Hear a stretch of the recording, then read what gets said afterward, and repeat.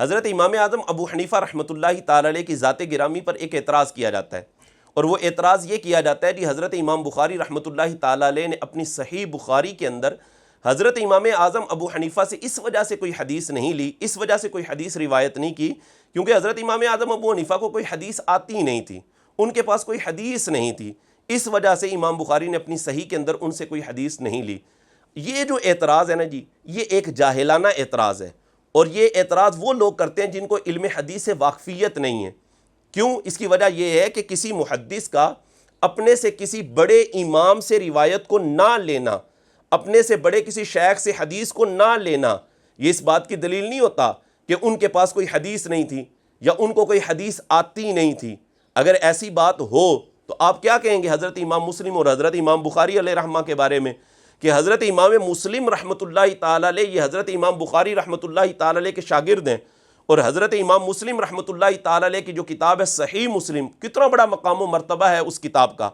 حضرت امام مسلم رحمۃ اللہ تعالی علیہ نے پوری مسلم شریف آپ پڑھ کر دیکھیں، ایک بھی حدیث امام مسلم نے حضرت امام بخاری سے نہیں روایت کی، ایک بھی حدیث امام بخاری سے نہیں لی، حالانکہ خود حضرت امام بخاری رحمۃ اللہ تعالی علیہ سید المحدثین ہے، امام المحدثین ہے، کتنا بڑا مقام ہے، لاکھوں حدیثیں آپ کو یاد تھیں، تو حضرت امام مسلم نے حضرت امام بخاری سے حدیث نہیں لی، تو اس کا کیا مطلب یہ بنے گا کہ حضرت امام بخاری کے پاس کوئی حدیث نہیں تھی، حضرت امام بخاری کو کوئی حدیث آتی نہیں تھی؟ جی اس کا مطلب یہ کوئی بنے گا؟ نہیں بھائی، یہ مطلب نہیں بنے گا۔ تو مطلب کیا کہ کسی امام کا، کسی محدث کا اپنے سے بڑے شیخ سے، بڑے امام سے حدیث نہ لینا، اس کا یہ مطلب نہیں کہ ان کے پاس کوئی حدیث نہیں تھی، وگرنہ حضرت امام اعظم ابو حنیفہ رحمۃ اللہ تعالی کو اگر دیکھا جائے، آپ کی ذات گرامی کو دیکھا جائے کہ آپ کتنے بڑے محدث تھے، کہ حضرت امام بخاری رحمۃ اللہ تعالی علیہ جن سے پڑھ کر، جن سے سیکھ کر، جن سے احادیث لے کر حضرت امام بخاری بنے ہیں، وہ حضرت امام اعظم ابو حنیفہ کے شاگرد ہیں یا شاگردوں کے بھی شاگرد ہیں، یعنی فیض سارے کا سارا حضرت امام اعظم ابو حنیفہ کا ہے جو امام بخاری کو ملا ہے۔ آپ دیکھیں امام بخاری رحمۃ اللہ تعالی علیہ کی بخاری شریف کے اندر 22 ثلاثیات ہیں، 21 ثلاثیات امام اعظم ابو حنیفہ کے شاگردوں سے لی ہیں حضرت امام بخاری نے، بلکہ اس میں 11 حدیثیں دیکھا جائے نا، 11 ثلاثیات تو حضرت امام بخاری رحمۃ اللہ تعالی علیہ نے حضرت مکی بن ابراہیم بلخی سے لی ہیں، اور یہ حنفی ہیں۔ امام ذہبی رحمۃ اللہ تعالی نے تذکرۃ الحفاظ کے اندر بیان کیا کہ یہ حنفی ہیں، اور 11 ثلاثیات امام بخاری ان سے لیتے ہیں، اور بھی احادیث ان سے لیتے ہیں، اور خود حضرت امام بخاری نے ان سے پڑھا ہے، اور یہ امام اعظم کے شاگرد ہیں۔ اس طرح حضرت وکی بن جراح امام اعظم ابو حنیفہ کے شاگرد ہیں، حضرت یحییٰ بن سعید القطان حنفی امام اعظم ابو حنیفہ کے شاگردوں میں سے ہیں، حضرت عبداللہ بن مبارک رحمۃ اللہ تعالی علیہ حنفی ہیں، امام اعظم ابو حنیفہ کے شاگردوں میں سے ہیں، اور یہ حضرت عبداللہ بن مبارک حضرت امام بخاری کے والد گرامی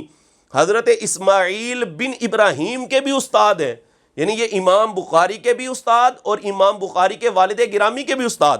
اور حضرت امام بخاری نے اپنے والد گرامی سے بھی پڑھا ہے، تو حضرت عبداللہ بن مبارک دادا استاد لگتے ہیں حضرت امام بخاری کے۔